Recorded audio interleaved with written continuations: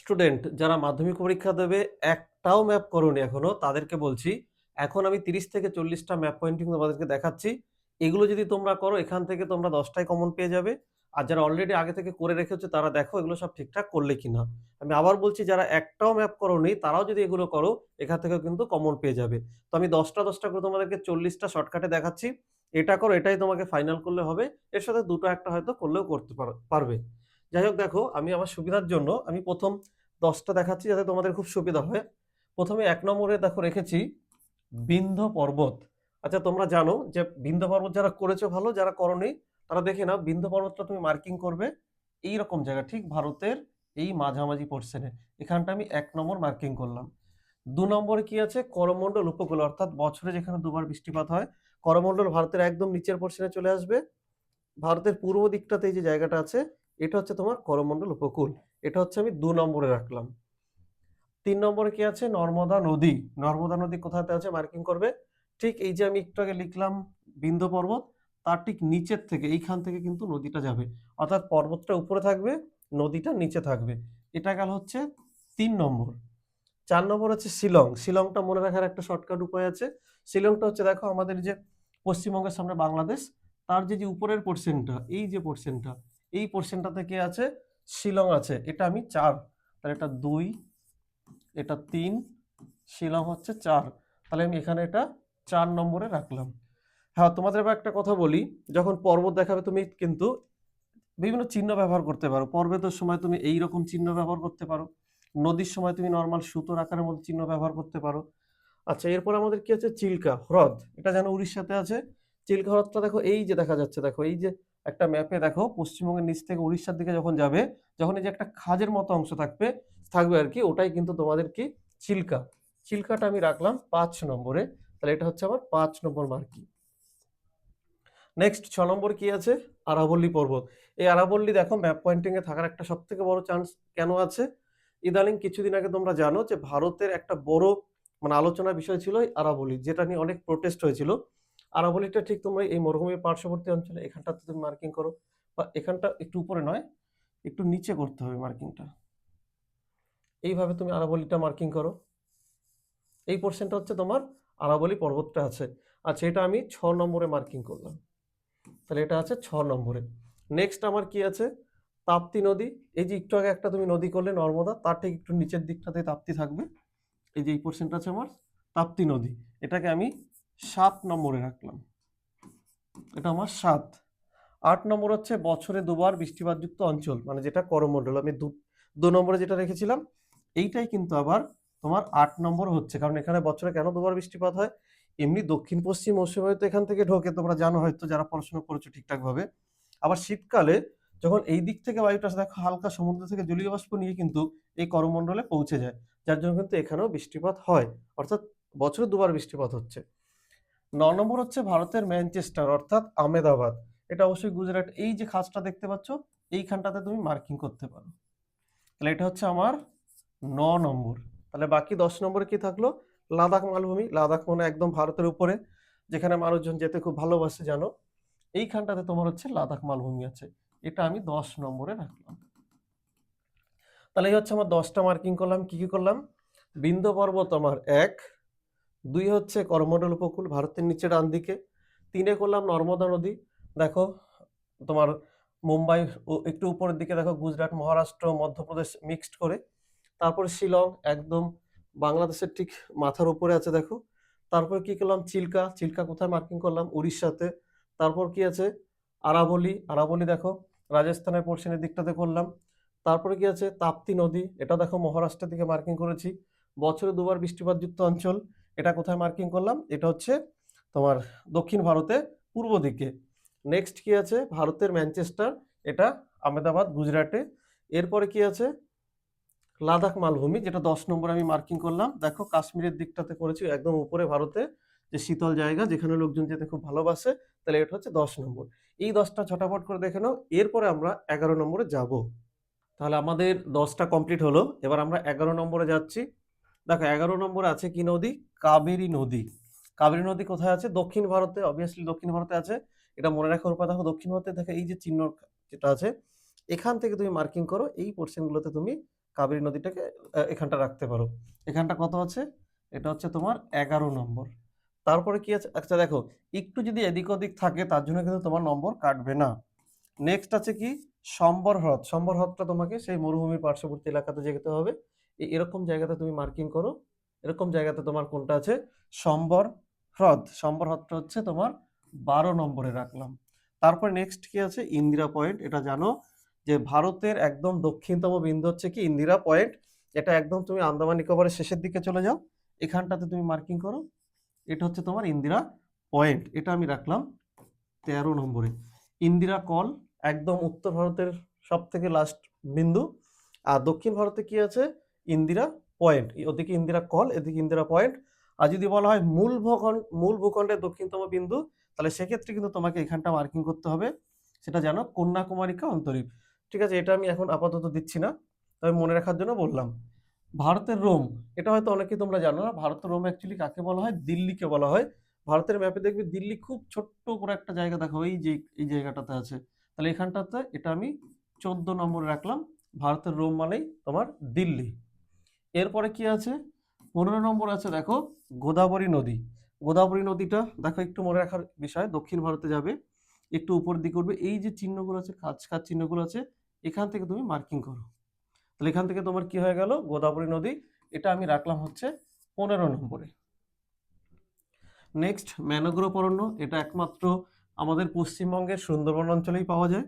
তাহলে এই যে এইখানটা দেখতে পাচ্ছ, এই যে পশ্চিমবঙ্গের নিচের দিকটা বাংলাদেশের পোর্শনটা, তাহলে তুমি পশ্চিমবঙ্গে মার্কিং করবে। এটা রাখলাম হচ্ছে আমি 16 নম্বরে। এরপরে কি আছে? নীলগিরি।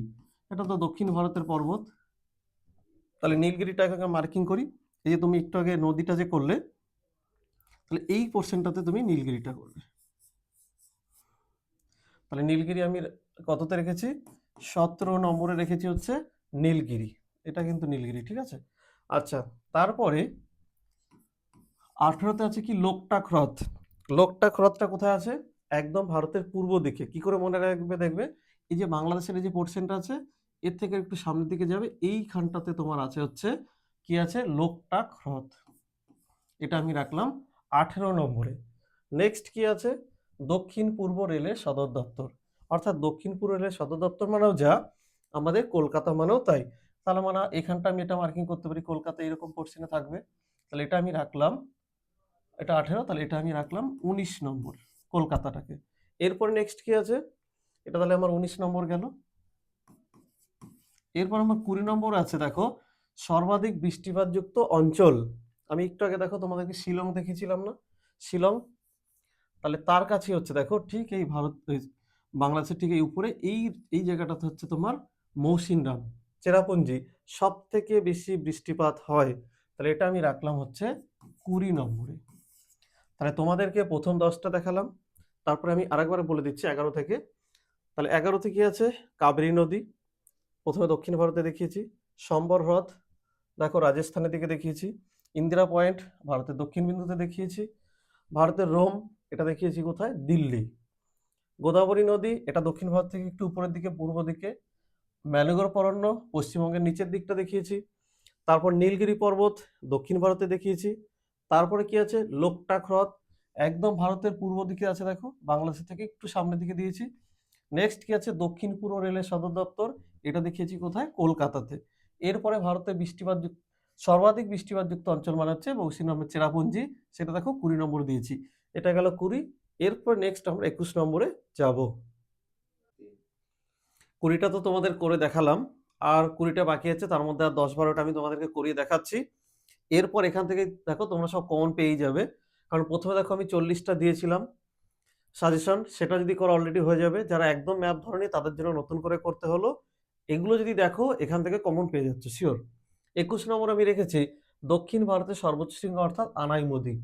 তাহলে 21 নম্বরটাকে আমি মার্কিং করছি আনাইমুদি, ঠিক দক্ষিণ ভারতে চলে যাচ্ছি। দক্ষিণ ভারতে কিন্তু আনাইমুদি অবস্থিত, এখানে আমি এটা রাখলাম 21 নম্বরে। এরপরে কি আছে? লুনি। লুনি হচ্ছে অন্তর্বাহী নদী। অন্তর্বাহী নদী কাকে বলে জানো? দেশের ভেতরেই সৃষ্টি হবে, দেশের ভেতরেই সমাপ্ত হবে, অর্থাৎ এর কোনো মোহনা বা সমুদ্র কোনো অঞ্চলে গিয়ে মিশবে না। লুনিটা ঠিক এই রাজস্থানের অর্থাৎ মরুভূমির পার্শ্ববর্তী অঞ্চলেই নদীটা থাকবে, এটা আমি রাখলাম 22 নম্বরে।